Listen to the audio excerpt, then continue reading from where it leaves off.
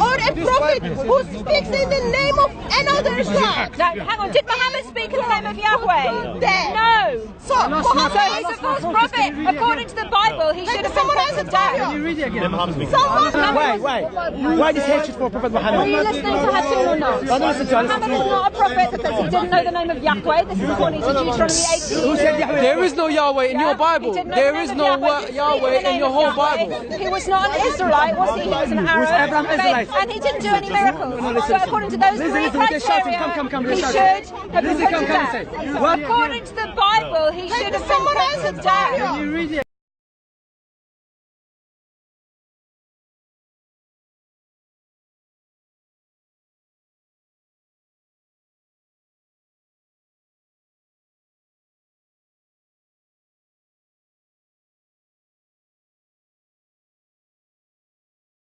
Why should anyone be forced to accept? Never kill them for it though. They kill him. Never kill them. If somebody didn't accept Jesus, I'd never then go and stop them and think it's okay to kill them. Can I say something? Brother, let me say one. Brother, let me say. Yeah. But he didn't. Jesus himself never even No, you're right there. But he. You said, how can I follow a man who said kill?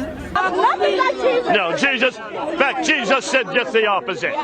He says in Matthew 26, verse 52, he put away your sword, Peter, for he who lives by the sword dies by the sword. So it's very clear that Jesus over here does not use the sword.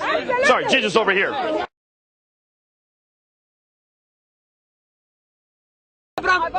Lizzie saying Prophet Muhammad cannot be a prophet because he was not Israelite. Abraham was not Israelite, but he was a prophet in Deuteronomy. Now let me speak. So I'm saying, why this hatred for Prophet Muhammad? You make up anything, even go against your Bible, just to reject the mighty Prophet Muhammad. That shows you the hypocrisy of these people.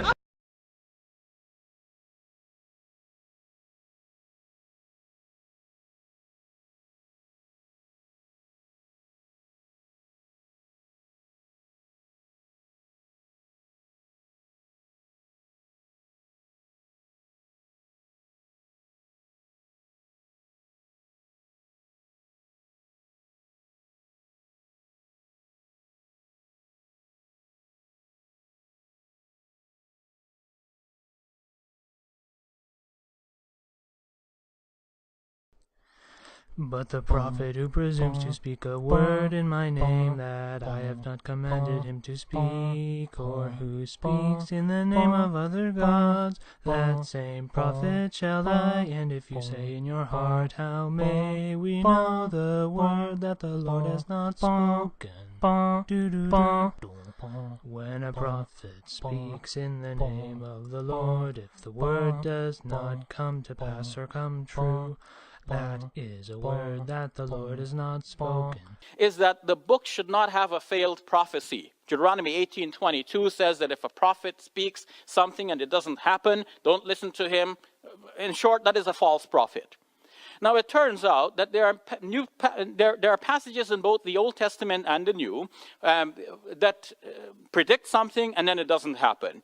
For example, Paul, writing in 1 Thessalonians chapter 4, verse 17, speaks of Jesus coming back in Paul's own lifetime, so that he is included among the we who would be taken up into heaven when Jesus returns. And of course, this did not happen. It is a failed prophecy, and on this criterion, the Bible fails. According to the Bible, he should have been put to death. Can you read it?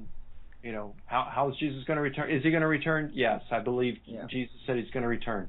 How is he going to return? I don't know. Or what I mean, you know, what's it going to look like? When's it going to be? I have no idea. If Jesus didn't know the day or hour, I'm certainly not going to know it.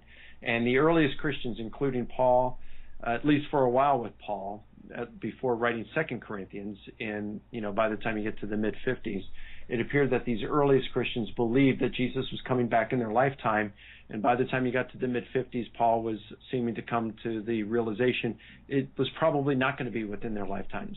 But there they were, the words of Jesus still echoing in the air at that point. The people who had actually heard him, most of them still alive. And the way they interpreted Jesus was that he was going to come back within their lifetime. It was that clear to them and then they changed their minds on it. So if they were confused and they were that close, I just don't know that I'm going to be able to know that kind of stuff. Where did the modern religious right come from using this kind of persecution language? Wow. Well, I'm neither American nor a specialist in modern America, so I couldn't really say, but the rhetoric is sort of continuous. Part of it's actually in the New Testament. Jesus predicts that Christians will be persecuted. Right. And so Christians say, well, see, Jesus told us that we would be. What's interesting is that when you look at the specifics of those passages, a very different picture emerges. So in the Gospel of Mark, Jesus says, take up your cross and follow me, defend me in courtrooms, and some of you who are standing here will be alive when I return. Right. Now, clearly, after one generation, that starts to that's not true. What? So why is it that we subscribe to the other part of this prophecy, that we're always persecuted? It's because we think that it's been proven throughout history, particularly in that early period. But Jesus' specific prophecies weren't terribly accurate. So he says that James and John, the sons of Zebedee, would be baptized with his baptism, which is sort of a euphemism for die. Mm-hmm. But John, the son of Zebedee, is the only one of the disciples not to have been martyred. That's not a great track record for prophesying martyrdom. Now, we can read this metaphorically. We don't have to read it as a prophecy about persecution. The reason that we do is because this persecution mentality is so useful when it comes to defending our turf and sort of making claims in sort of discussions about society.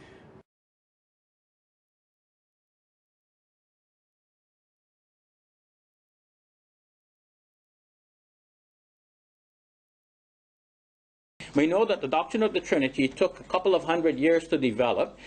Christians got together in the Council of Nicaea in the year 325, and at that time they ruled that Jesus is very God of very God. And they said, we also believe in the Holy Spirit, but they did not say anything about the Holy Spirit being God or that the Holy Spirit should be worshipped. They had to come back in the Council of Constantinople in 381, and that is when they ruled that the Holy Spirit should also be worshipped along with God the Father and the Son. So that shows a development in the doctrine. If you go back even earlier to the Apostles' Creed, which is from the 2nd century, it doesn't even say the Son is to be worshipped. So now we have three creeds. The Apostles' Creed, 2nd century. Council of Nicaea, early 4th century. Council of Constantinople, late 4th century. So if you see the development, only one God here. Apostles' Creed, 2nd century. Only the Father is God. Second of these we have in the Council of Nicaea, for early 4th century. Now the Son is also God. Now we have two. Later in that century, Constantinople, now the Holy Spirit is also God. Now we have three. So it goes from 1 to 2 to 3. It goes from Unitarian to Binitarian to Trinitarian.